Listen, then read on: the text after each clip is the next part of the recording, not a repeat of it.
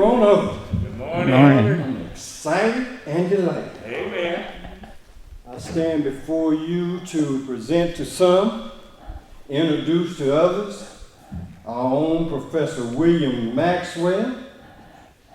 Got an opportunity to meet Brother Maxwell over the last few days, and he's an exciting fellow to talk with.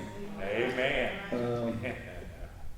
Professor William Maxwell was born in Howard County near Nashville, Arkansas. He was educated in the Centerpoint and DeQueen public school systems and at Carver High School in Phoenix, Arizona. His education includes studies at Howard, Oregon State, California, Maryland, Oxford, and Harvard universities. Amen. His master's and doctorate degrees are from Harvard. He has been Dean of Schools of Education and Humanities at North Carolina State, Raleigh, California State University in Fresno, the University of South Pacific in Suva, Fiji, Texas Southern in Houston, Ignatius Ajura University of Education in Port Harcourt, Nigeria, which is the largest teachers' college in Africa, where a chair in child development is named in his honor. Amen. I had an opportunity to read his entire resume, but he gave me a short version. But what stood out also to me is that he was the first soldier to be honorably discharged to teach at a Korean university. Amen. Amen. He was, Amen. That's all right. he was chief of party of the largest U.S. aid and Ford Foundation project in Africa, and he's the first American to head a school at the British Commonwealth University of South Pacific. I love it. His major research was how to improve the IQ or the thinking skills of children. He has lived and lectured in over 60 nations in the world. I love it. Today, in honor of fathers everywhere, he will summarize the research of about 900 of his students at the world's first all-computer science university, the University of Advancing Technology in Tempe, Arizona. Professor Maxwell has assured me that his talk will be limited to 18 minutes per the standards set by TED Talks and the world's famous sermon, the Sermon on the Mount by Jesus Christ.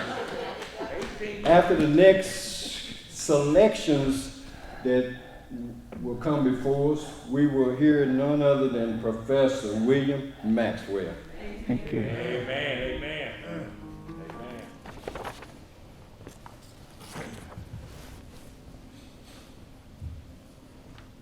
My God, I feel your presence in this church. All right. You're here. Uh-huh. You're listening. Yeah.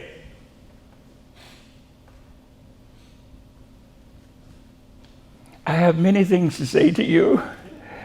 One of them is just simply gratitude for the honor of being invited to this historic church. Amen. I know a little bit of your history. Created out of love and dedicated to the proposition that all men are created equal. All right. Created to the proposition that God created all of us in his image and in his likeness. That's right. And you believe it. Yeah. You have a duty to teach that message to the world. Man. The world has forgotten that every human is created in the image of God, divinely created. We have all nearly forgotten. Today on our knees, in agony, Uh-huh. we are praying to God to save us. but we must save ourselves. All right, all right. So I do limit my talk to 18 minutes. I'll tell you that little story. I'm in London visiting the brainiest family in the world. It's the Imafidon family, British, with 5 kids graduating from Oxford, all of whom with honors, but they originated in Nigeria.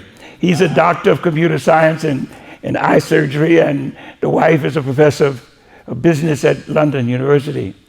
I spent several weeks with them, and they dropped me off at the airport, and I was looking for something to read across the Atlantic, and I saw the book TED Talk Like TED. Mm-hmm. On the internet now is TED Talks, and on the radio and on TV. Yeah. Many of them have 40 million listeners. Mm-hmm. It's a beautiful little book, very short. So I read it all the way across the Atlantic. Mm-hmm. And here are the 2 lessons from that book. Mm-hmm. Talk like TED requires 200 hours of preparation. 200 hours of preparation and rehearsal. They look so easy, but they are rehearsed down to the final smile. And every talk is limited to 18 minutes. What? 18 minutes? No. Every lecture I listened to was 60 minutes or 40 minutes. So as soon as I get home, I ran to my Bible, picked up the greatest sermon in the world, on the Sermon on the Mount, and I think I knew somewhat how Jesus would read it, slowly. So I said, I'm going to read it just like I think that I can imitate Jesus. And so I put my timer on, and off I went. Blessed are the poor in heart, for they shall see God, all the way down. Bang! 18 minutes exactly. By the way, you can tell from a voice some of their history. Sir, I must tell you that I heard Martin Luther King in the way you speak. Thank you. Another little example of that is the first time I heard Obama speak, I knew nothing of the man, but I was listening to him. I said, my Lord, this man is an incarnation of Lincoln. His body is like Lincoln's. He puts his head at an angle like Lincoln would. And he speaks exactly like Lincoln would. And in this church, you speak like Christ would want you to speak. I can feel that. Anyway, my talk is 2, but I promised to be in 18 minutes, so I better put my clock up here and see. Deacon Jackson. Thank you, sir. Mr. Beard, listening at home, recovering from pneumonia. Thank you for introducing me to this wonderful congregation. Mrs. Cheryl Batts, who's a leader in this community in so many ways. I consider her the spiritual mother of this village of Hot Springs. Thank you for taking me to here. Thank you for coming.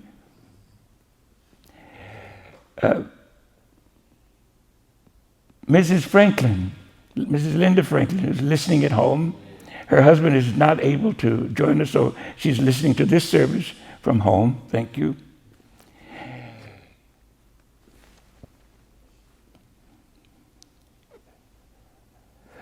Mr. Mueller, there you are. Mr. Mueller has agreed to take this because I'm going to send this, the link to this on YouTube to all my friends in 60 different countries. I'm not even going to send it to one. I have one enemy that I know about. This guy is in Australia.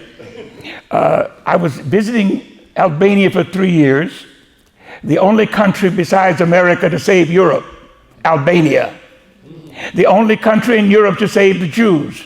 Every single Jew was protected from the Nazis in Albania.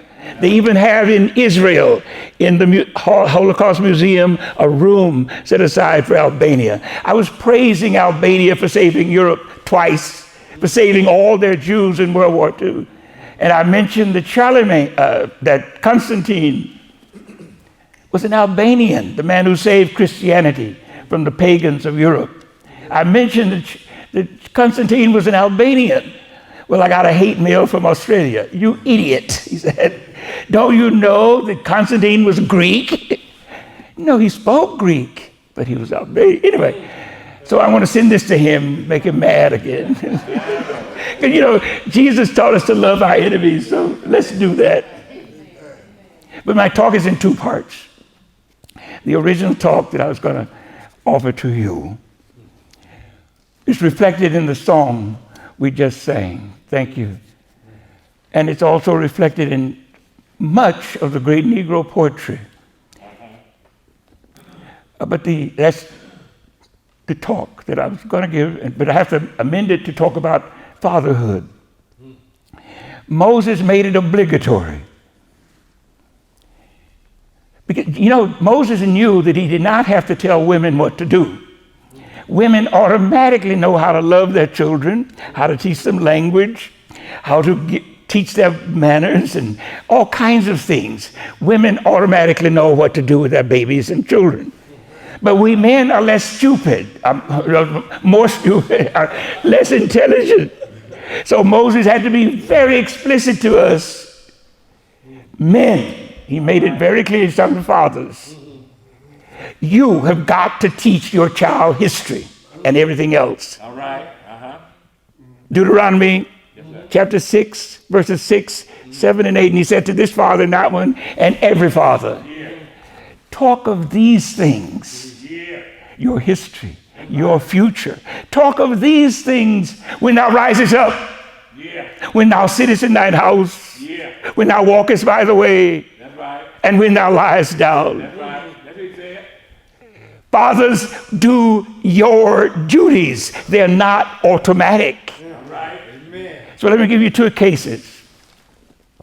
For 10 years, I'm teaching adolescent psychology in Phoenix, Arizona at Ottawa University. So I take all my 17 students, typically it was 17 students 3 times a year for 10 years. I'm taking them to Adobe Mountain Prison north of Phoenix. Or when they threw me out, I took them to Sheriff Arpaio's jail, the Madison Street jail in downtown Phoenix. You've heard of Sheriff Arpaio, America's meanest sheriff. The guy who made the prisoners eat green bologna, made the men wear pink panties. He's a good friend of mine. He didn't want them to come back, so anyhow.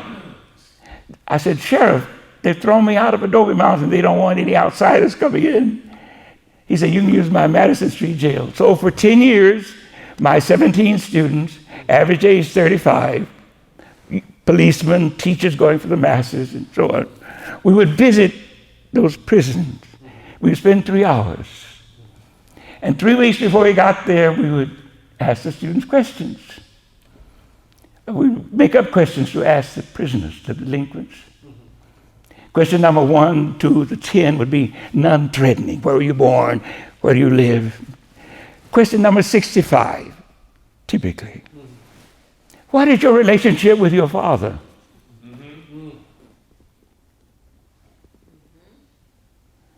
Simple question.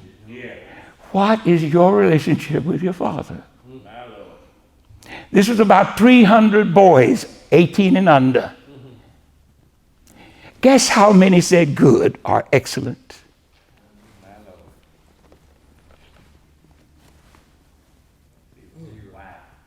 0.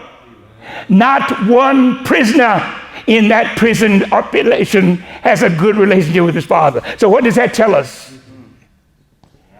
Dads, you have a responsibility. Keep your kids out of jail.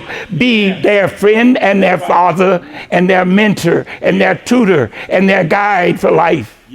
Teach them everything you know. Be their father.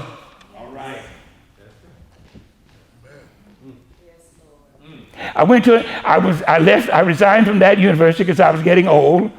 But another university called me up and said, Professor Maxwell, we need someone to teach our computer science students a skill that doesn't disappear, a skill that lasts, thinking skills.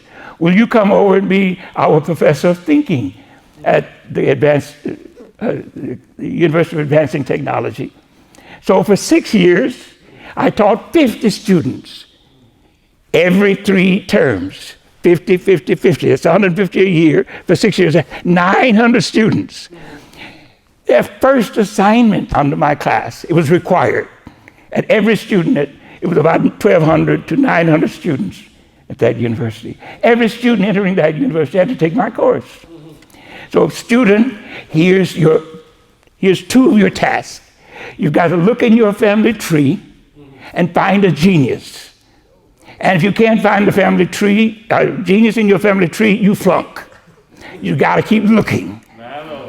And you got to go outside your family and find your ideal, some genius you admire, whether it's Edison or Franklin or whoever it is.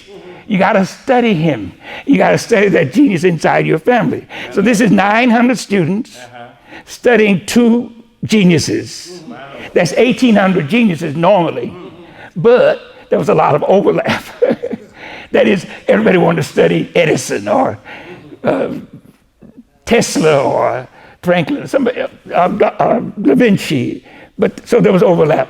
About 1,350 different geniuses, though. About 1,300 geniuses my very bright students studied over 6 years. So guess what the relationship between those geniuses and their father is and was? Guess. In every case, a good relationship with their father. See what you do, what you get when you obey God, you turn out geniuses. Just be a father to your son and daughter. And the result is always pleasant. Did you watch the Olympics in '84 where Carl Lewis won that 9th gold medal or whatever it was? You know, he won 9 altogether. Oops, sorry. NBC focused on Carl Lewis's parents sitting in the Coliseum in Los Angeles. You want to see ecstasy? When your son achieves some great honor, when your daughter rises to the Supreme Court, your heart melts. The reward of fatherhood is incredibly beautiful. Why deprive ourselves of that joy, that ecstasy? Be a father and teach our daughters how to marry men who will be fathers.